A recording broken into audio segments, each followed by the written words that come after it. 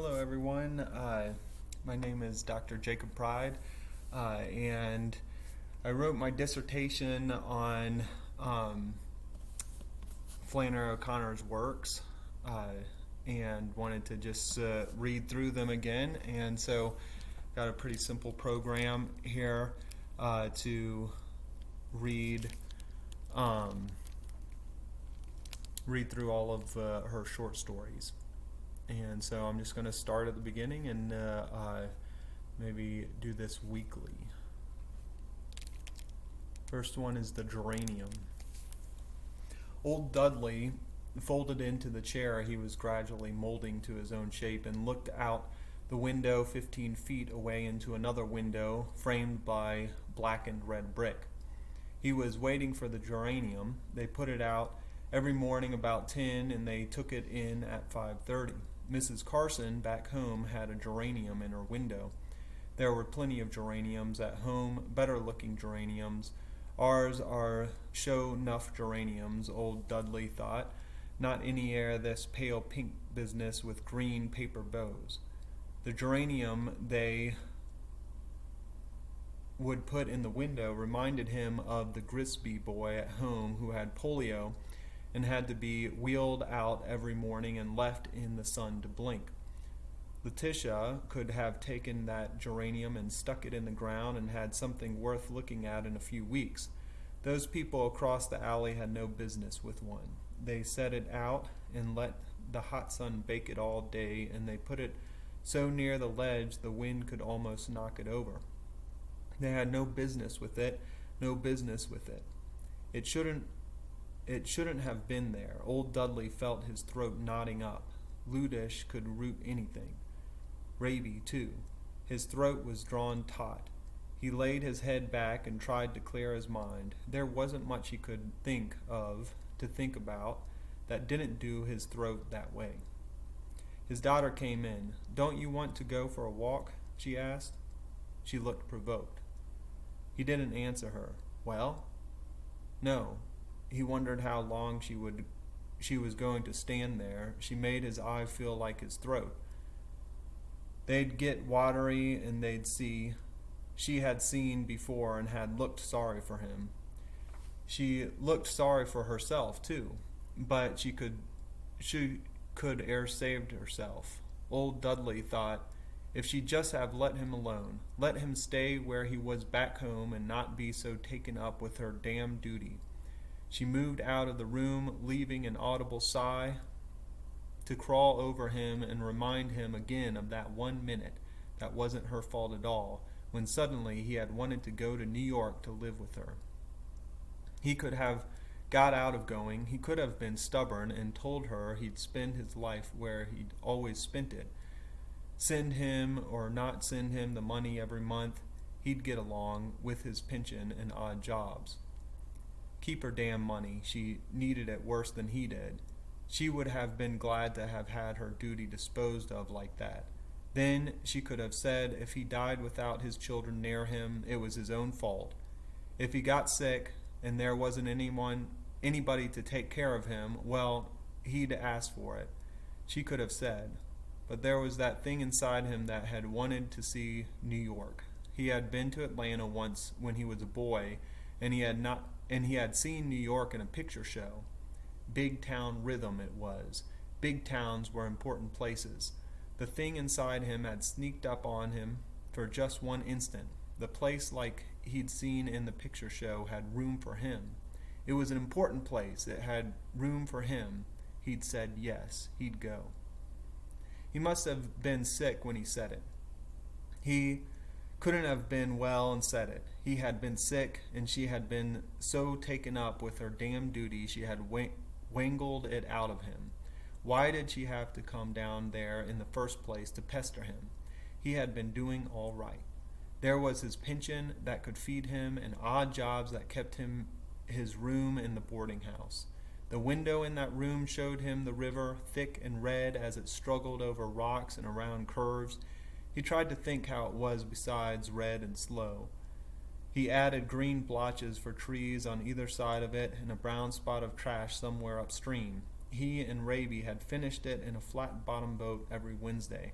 Raby knew the river up and down for 20 miles. There wasn't another nigger in Coa County that knew it like he did. He loved the river, but it hadn't meant anything to old Dudley. The fish were what he was after. He liked to come in at night with a long string of them and slap them down in the sink. "Few fish I got," he'd say. It took a man to get those fish, the old girls at the boarding house always said.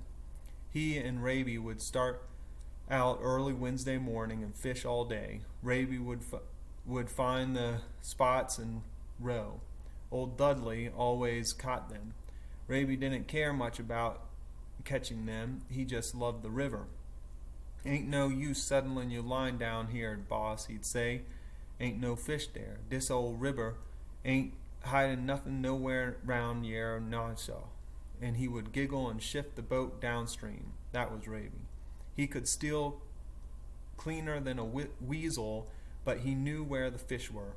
Old Dudley always gave him the little ones. Old Dudley had lived upstairs in the corner room of the boarding house ever since his wife died in 22. He protected the old ladies. He was the man in the house, and he did the things a man in the house was supposed to do. It was a dull occupation at night when the old girls crabbed and crotcheted in the parlor, and the man in the house had to listen and judge the sparrow-like wars that rasped and twittered intermittently. But in the daytime there was Raby. Raby and Letitia lived down in the basement. Letitia cooked and Raby took care of the cleaning and the vegetable garden, but he was sharp at sneaking off with half his work done and going to help old Dudley with some current project, building a hen house or painting a door. He liked to listen. He liked to hear about Atlanta when old Dudley had been there, and about how guns were put together on the inside and all the other things the old man knew. Sometimes at night they would go possum hunting. They never got a possum, but old Dudley liked to get away from the ladies once in a while, and hunting was a good excuse. Raby didn't like possum hunting. They never got a possum. They never even treed one, and besides, he was mostly a water nigger. "We ain't gonna go hunting no possum tonight, is we, boss? I got a little business I wants to tend to," he'd say when old Dudley would start talking about hounds and guns. "Whose chickens you gonna steal tonight?" Dudley would grin. "I reckon I been hunting possum tonight," Raby'd sigh. Old Dudley would get out his gun and take it apart, and as Raby cleaned the pieces, would explain the mechanism to him. Then he'd put it together again. Raby always marveled at the way he could put it together again. Old Dudley would have liked to have explained New York to Raby. If he would have showed it to Raby, it wouldn't have been so big. He wouldn't have felt pressed down every time he went out in it. "It ain't so big," he would have said. "Don't let it get you down, Raby. It's just like any other city, and cities ain't all that complicated." But they were. New York was swishing and jamming one minute and dirty and dead the next. His daughter didn't even live in a house. She lived in a building, the middle in a row of buildings, all alike, all black and red and gray, with rasp-mouthed people hanging out their windows looking at other windows, and other people just like them looking back. Inside you could go up and you could go down, and there was just halls that reminded you of tape measures strung out with a door every inch. He remembered he'd been dazed by the building the first week. He'd wake up expecting the halls to have changed in the night, and he'd look out the door, and there they stretched like dog runs. The streets were the same way. He wondered where he'd be if he walked to the end of one of them. One night he dreamed he did, and ended at the end of the building, nowhere. The next week he had become more conscious of the daughter and son-in-law and their boy, no place to be out of their way. The son-in-law was a queer one. He drove a truck and came in only on the weekends. He said nah for no, and he'd never heard of a possum. Old Dudley slept in the room with the boy, who was 16 and couldn't be talked to. But sometimes when the daughter and old Dudley were alone in the apartment, she would sit down and talk to him. First she had to think of something to say. Usually it gave out before what she considered was the proper time to get up and do something else, so he would have to say something. He always tried to think something he hadn't said before. She never listened to the second time. She was seeing that her father spent his last years with his own family and not in a decayed boarding house full of old women whose heads jiggled. She was doing her duty. She had brothers and sisters who were not. Once he took him shopping with her, but he was too slow. They went in a subway, a railroad underneath the ground, like a big cave.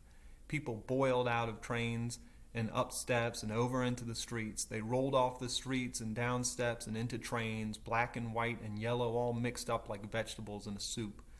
Everything was boiling. The trains swished in from tunnels up canals and all of a sudden stopped. The people coming out pushed through the people coming in, and a noise rang and the train swooped off again. Old Dudley and the daughter had to go in 3 different ones before they got where they were going. He wondered why people ever went out of their houses. He felt like his tongue had slipped down in his stomach. She held him by the coat sleeve and pulled him through the people. They went on an overhead train too. She called it an L. They had to go up on a high platform to catch it. Old Dudley looked over the rail and could see the people rushing and the automobiles rushing under him. He felt sick. He put one hand on the rail and sank down on the wooden floor of the platform. The daughter screamed and pulled him over from the edge. "Do you want to fall off and kill yourself?" she shouted. Through a crack in the boards he could see the cars swimming in the street. "I don't care," he murmured. "I don't care if I do or not." "Come on," she said. "You'll feel better when we get home." "Home?" he repeated. The cars moved in a rhythm below him. "Come on," she said. "Here it comes. We've just got time to make it." They had time to make all of them. They made that one. They came back to the building and the apartment. The apartment was too tight. There was no place to be where there wasn't somebody else. The kitchen opened into the bathroom, and the bathroom opened into everything else, and you were always where you started from. At home there was upstairs and the basement and the river and downtown in front of Frazier's. Damn, his throat. The Geranium was late today. It was 10:30. They usually had it out by 10:15. Somewhere down the hall, a woman shrilled something unintelligible out to the street. A radio was bleating the worn music to a soap serial, and a garbage can crashed down a fire escape. The door to the next apartment slammed, and a sharp footstep clipped down the hall. That would be... Guys. Can we watch Sonic X? Yes.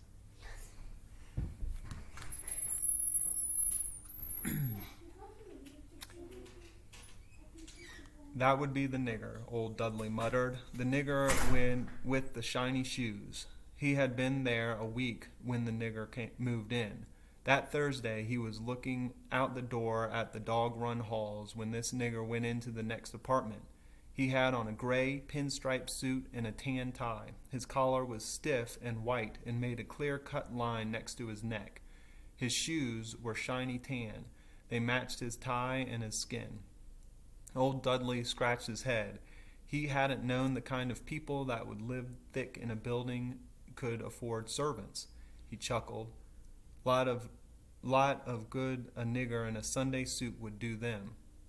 Maybe this nigger would know the country around here, or maybe how to get to it. They might could hunt. They might could find them a stream somewhere.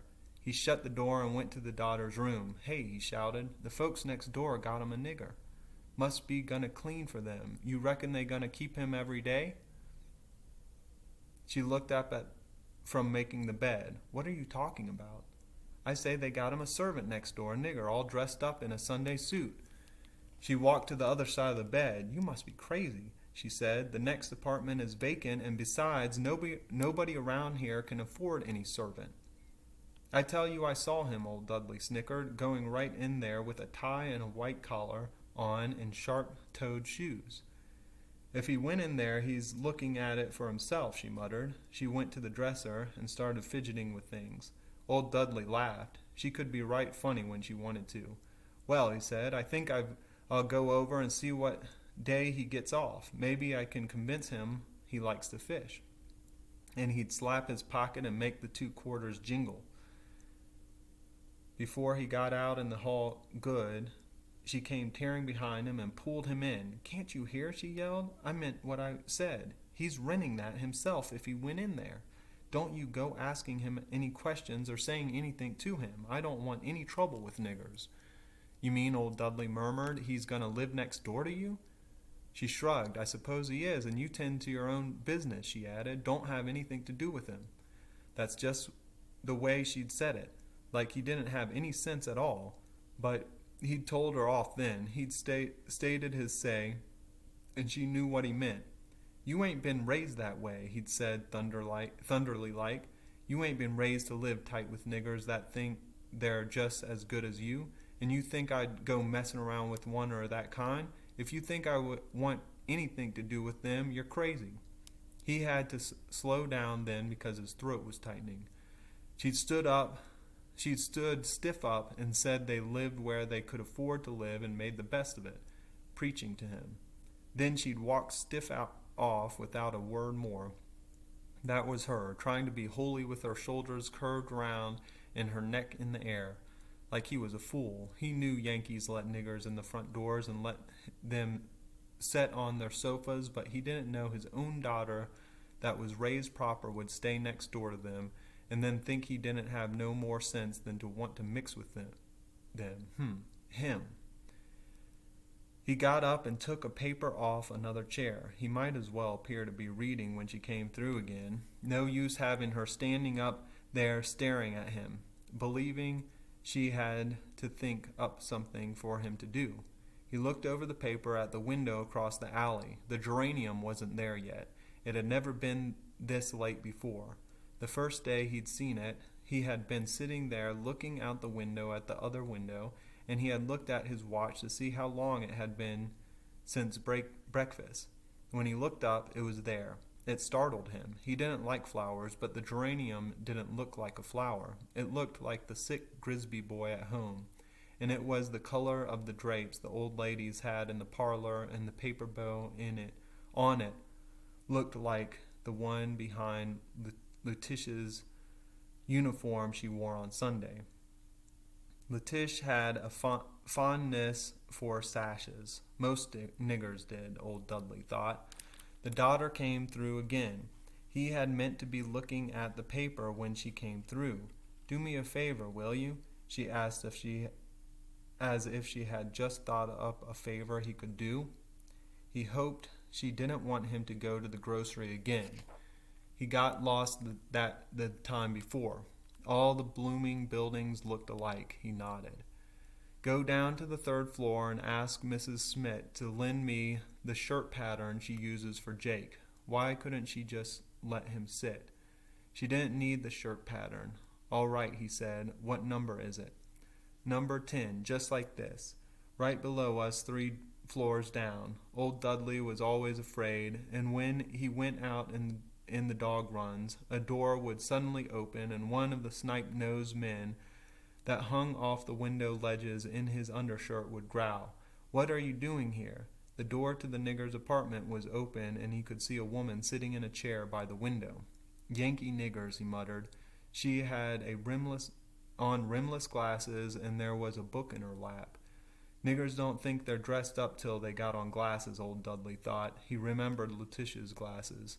She had saved up $13 to buy them. Then she went to the doctor and asked him to look at her eyes and tell her how thick to get the glasses. He made her look at animals' pictures through a mirror, and he stuck a light through her eyes and looked in her head. Then he said she didn't need any glasses. She was so mad she burned the cornbread 3 days in a row, but she bought her some glasses anyway at the 10-cent store. They didn't cost her but $1.98, and she wore them every Saturday. That was niggers, old Dudley chuckled. He realized he had made a noise and covered his mouth with his hand. Somebody might hear him in one of the apartments. He turned down the 1st flight of stairs. Down the 2nd he heard footsteps coming up. He looked over the banisters and saw it was a woman, a fat woman with an apron on. From the top she looked kinder like Mrs. Benson at home. He wondered if she would speak to him. When they were 4 steps from each other, he darted a glance at her, but she wasn't looking at him. When there were no steps between them, his eyes fluttered up for an instant, and she was looking at him cold in the face. Then she was past him. She hadn't said a word. He felt heavy in his stomach. He went down 4 flights instead of 3. Then he went back up one and found number 10. Mrs. Schmidt said, "Okay, wait a minute," and she'd get the pattern. She sent one of the children back to the door with it. The child didn't say anything. Old Dudley started back up the stairs. He had to take it more slowly. It tired him going up. Everything tired him, looked alike. Not like having Raby to do his running for him. Raby was a light-footed nigger. He could sneak in a hen house, thought, even though the hens knowing it, and get him the fattest fryer in there and not a squawk. Fast, too. Dudley had always been slow on his feet. It went that way with fat people. He remembered one time him and Raby was hunting quail over near Moulton. They had a hound dog that could find a covey quicker than any fancy pointer going. He wasn't no good at bringing them back, but he could find them every time and then set like a dead stump while you aimed at the birds. This one time the hound stopped, cold still. "That gonna be a big un," Raby whispered. "It feels it." Old Dudley raised the gun slowly as they walked along. He had to be careful of the pine needles. They covered the ground and made it slick. Raby shifted his weight from side to side, lifting and setting his feet on the waxen needles with unconscious care. He looked straight ahead and moved forward swiftly. Old Dudley kept one eye ahead and one on the ground. It would slope and he would be sliding forward dangerously, or in pulling himself up in an incline he would slide back down. "Ain't I better get them birds this time, boss?" Raby suggested. "You ain't never easy on your feets on Monday. If you falls in one of them slopes, you gonna scatter them birds for you gets the gun up." Old Dudley wanted to get the covey. He could have knocked 4 out of it easy. "I'll get 'em," he muttered. He lifted the gun to his eye and leaned forward. Something slipped beneath him, and he slid backwards on his heels. The gun went off, and the covey sprayed into the air.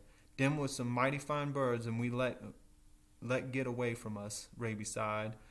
"We'll find another covey," Old Dudley said. "Now get me out of this damn hole."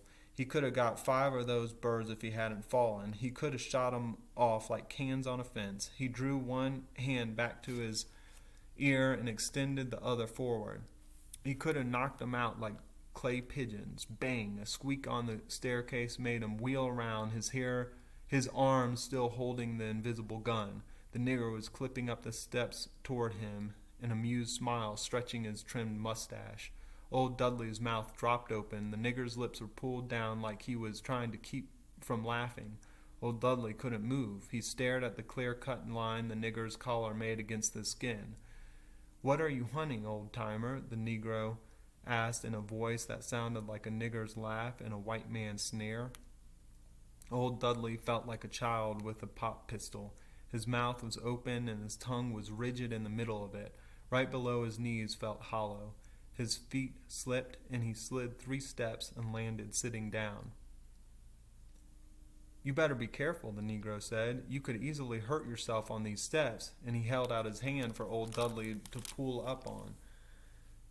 It was a long, narrow hand, and the tips of the fingernails were clean and cut squarely. They looked like they might have been filed. Old Dudley's hands hung between his knees. The nigger took him by the arm and pulled up. "Phew," he gasped, "you're heavy. Give a little help here." Old Dudley's knee unbended and he staggered up. The nigger had him by the arm. "I'm going up anyway," he said. "I'll help you." Old Dudley looked frantically around. The steps behind him seemed to close up. He was walking with the nigger up the stairs. The nigger was waiting for him on each step. "So you hunt?" the nigger was saying. "Well, let's see. I went deer hunting once. I believe we used a Datsun 38 to get those deer. What do you use?" Old Dudley was staring through the shiny tan shoes. "I use a gun," he mumbled.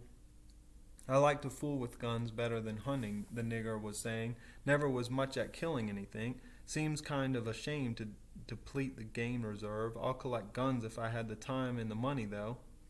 He was waiting on every step till old Dudley got on it. He was explaining guns and makes. He had on gray socks with a black fleck in them. They finished the stairs. The nigger walked down the hall with him, holding him by the arm. It probably looked like he had his arm locked in the nigger's. They went right up to old Dudley's door. Then the nigger asked, "You from around here?" Old Dudley shook his head, looking at the door. He hadn't looked at the nigger yet. All the way up the stairs he hadn't looked at the nigger. "Well," the nigger said, it's a swell place once you get used to it." He patted old Dudley on the back and went into his own apartment. Old Dudley went into his. The pain in his throat was all over his face now, leaking out his eyes. He shuffled to the chair by the window and sank down in it. His throat was going to pop. His throat was going to pop on account of a nigger. A damn nigger that patted him on the back and called him old-timer. Him that knew such as that couldn't be. Him that had come from a place, a place where such as that couldn't be. His eyes felt strange in their sockets. They were swelling in them, and in a minute there wouldn't be any room left for them there. He was trapped in this place where niggers could call you old-timer. He wouldn't be trapped. He wouldn't be. He rolled his head on the back of the chair to stretch his neck. That was too full. A man was looking at him. A man was in the window across the alley looking straight at him. The man was watching him cry. That was where the geranium was supposed to be, and it was a man in his undershirt watching him cry, waiting to watch his throat pop. Old Dudley looked back at the man. It was supposed to be the geranium. The geranium belonged there, not the man. "Where is the geranium?" he called out of his tight throat. "What you crying for?" the man asked. "I ain't never seen a man cry like that." "Where is the geranium?" old Dudley quavered. "It ought to be there, not you." "This is my window," the man said. "I got a right to set here if I want to." "Where is it?" old Dudley shrilled. There was a little room left in his voice. "It fell off, if it's any of your business," the man said. Old Dudley got up and peered out the window ledge. Down in the alley was 6 floors down. He could see a cracked flower pot scattered over a spray of dirt and something pink sticking out of a green paper bow. It was down 6 floors, smashed down 6 floors. Old Dudley looked at the man who was chewing gum and waiting to see the throat pot. "You shouldn't have put it so near the ledge," he murmured. "Why don't you pick it up?" "Why don't you, Pop?" Old Dudley stared at the man who was where the geranium should have been. He would. He'd go down and pick it up. He'd put it in his own window and look at it all day if he wanted to. He turned from the window and left the room. He walked slowly down the dog run and got to the steps. The steps dropped down like a deep wound in the floor. They opened through a gap like a cavern, and went down, and he had gone up them a little behind the nigger, and the nigger had pulled him up on his feet and kept his arm in his and gone up the steps with him and said he hunted deer, old-timer, and seen him holding a gun that wasn't there and sitting on the steps like a child. He had shiny tan shoes, and he was trying not to laugh, and the whole business was laughing. There'd probably be niggers with black flecks in their socks on every step, pulling down their mouths so as not to laugh. The steps dropped down and down. He wouldn't go down and have niggers patting him on the back. He went back to the room and the window and looked down at the geranium. The man was sitting over where it should have been. "I ain't seen you picking it up," he said. Old Dudley stared at the man. "I seen you before," the man said. "I see you settin' in that old chair every day, staring out the window, looking in my apartment. What I do in my apartment is my business, see? I don't like people looking at what I do."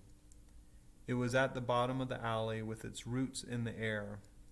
I only tell people once, the man said, and left the window.